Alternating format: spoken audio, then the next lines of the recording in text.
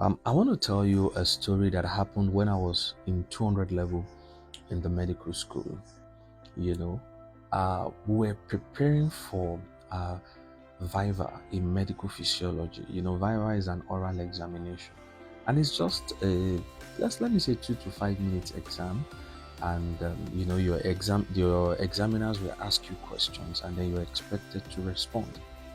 And so most times, many of my colleagues did not really prepare specially for the Viva because, of course, we've been reading for all the other segments of the exam.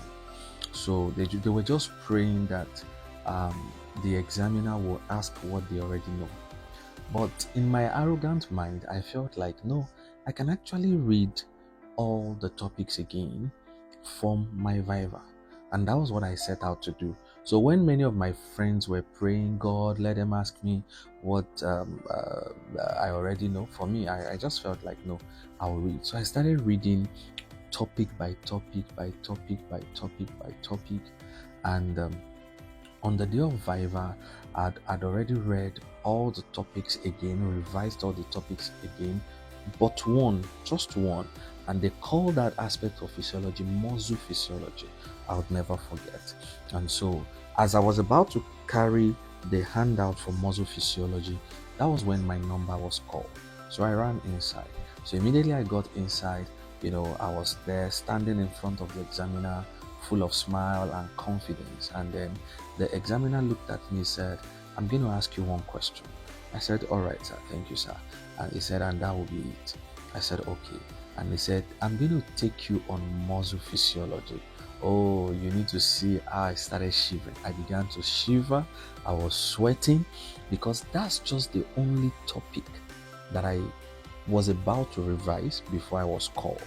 So I immediately summoned courage. I said, okay, you can go ahead, because I felt like, okay, maybe he's still going to ask me an aspect of muscle physiology that I know. But to my utmost surprise, he was asking me the molecular aspect, the part that I did not read.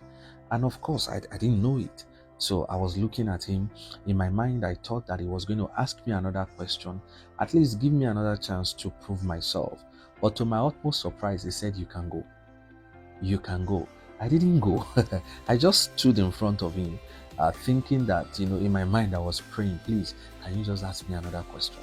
But after about 2 minutes, he shouted at me, get out of my office. And, I quickly left his presence, and I slammed the door behind him, and, just shivering. And I remember, I would never forget, I cried from the faculty to my hostel, because I felt like if an exam is 10 marks, I was told Viva is 10 marks.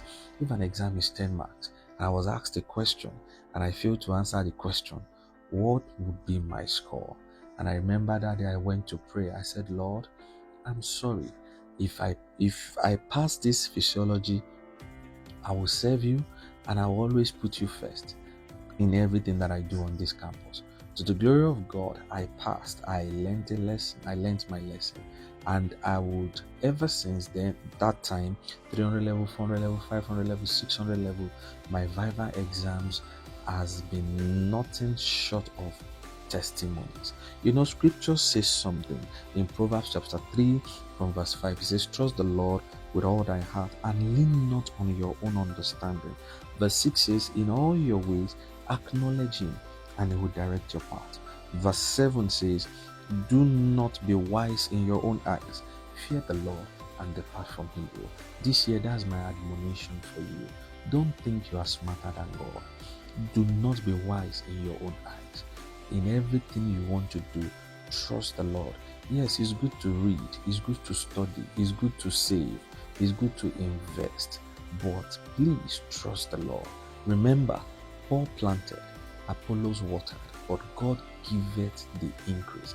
You want increase this year, in addition to your hard work, your skills, whatever, remember that there's a God factor, and it is that God factor that makes all the difference. I hope this bless you.